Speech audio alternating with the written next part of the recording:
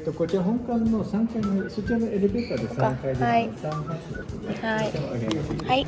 あとお部屋にもユニットバスあるんですが、大浴場は1階、そこの写真にあった壁の裏奥に大浴場あります。はい。夜12時まで。はい。で、朝も一応6時から9時まで、はいサウナ以外お風呂は入れるようになってます。はい。無料サウナにはお部屋からタオルとお部屋の距離がお風呂のセキュリティカード、男性、女性で。わかりました。それだけちょっとご注意ください。はい。で、こちらホテルのご案内で Wi-Fi のパスワードからチェックアウトの時間まで細かく書いてあるので、はいお伝えしていただきます。わかりました。夜は24時間出ない可能なので、もしお出かけになる場合、今日はお家のままお出かけで結構です。わかりました。じゃあはい。ご注意ください。はい。